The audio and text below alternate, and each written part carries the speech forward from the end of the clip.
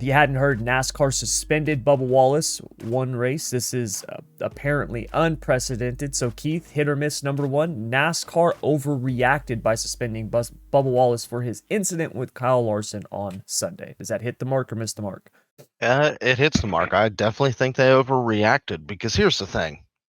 William Byron wrecked Denny Hamlin a few weeks back at Texas under yellow, and I get it. NASCAR didn't see it, apparently. Supposedly. That's what they say. Which is ridiculous, but yeah. Stupid. But they're going to tweet it out or put it on social media, the onboard camera of William.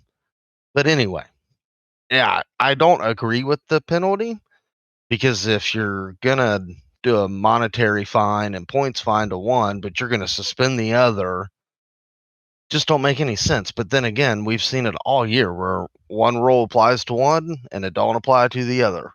And I think it's a bad look on NASCAR that they're so damn inconsistent anymore with their rules I'm with you on that. I think it is and a penalties. problem that they are inconsistent. But I think this misses the mark, and I'm going to tell you why. Because I think NASCAR, the suspension, I'm not saying I agree with it, but I understand it.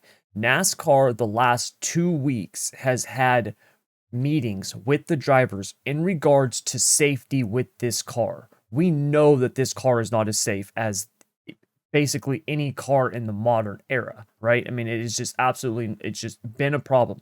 We just saw a driver retire from a concussion, right? And then yes, Bubba Wallace, you get fenced, and that was Kyle Larson owned it, and it was a dumb move, but it was a racing move. And then you come down, and you can see on the telemetry, dude turns left, hits the throttle, and hooks him in the right rear quarter panel. You can't do that. Had Christopher Bell not been there, I think Larson backs it into the fence.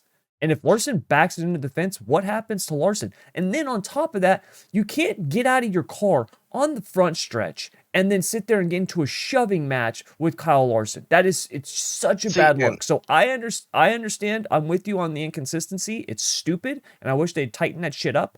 But I also understand where they're coming from with this because that shit can't happen. It just can't happen.